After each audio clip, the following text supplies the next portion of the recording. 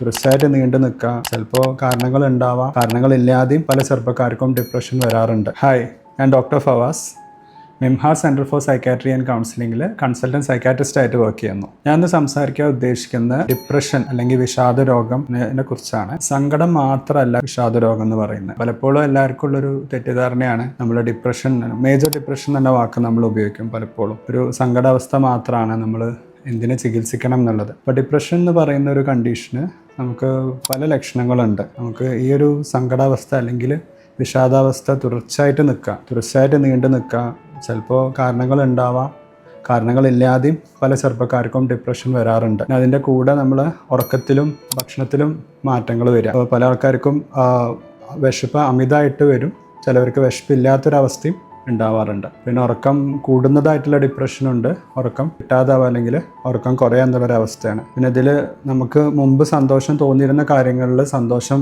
തോന്നുന്നില്ല, അല്ലെങ്കിൽ അതിനോടൊന്നും ഒരു താല്പര്യം തോന്നാതിരിക്കുക. പിന്നെ അതുപോലെ ചില ആൾക്കാർക്ക് ആത്മഹത്യാ ചിന്തകൾ വരാറുണ്ട്. അതാണ് ഇതിലൊരു നമുക്ക് എപ്പോഴും അപകടമായിട്ട് ഉള്ളൊരു അവസ്ഥയിലേക്ക് പല ആൾക്കാരും പോവാറ് ഈ ഒരു ആത്മഹത്യാ ചിന്തകൾ കാരണം കൊണ്ടാണ്. പിന്നെ അമിത ക്ഷീണം, അങ്ങനത്തെ വിഷയങ്ങളൊക്കെ പലപ്പോഴും ഡിപ്രഷനിൽ കാണുന്നതാണ്. അപ്പോൾ ഡിപ്രഷൻ നമുക്ക് ഇത്രയും ബുദ്ധിമുട്ടുണ്ടാക്കുന്ന ഒരു അവസ്ഥയാണെങ്കിലും നമുക്കിത് വലിയ പ്രയാസമില്ലാതെ ചികിത്സിച്ച് മാറ്റാൻ പറ്റിയ ഒരു അവസ്ഥയാണ്.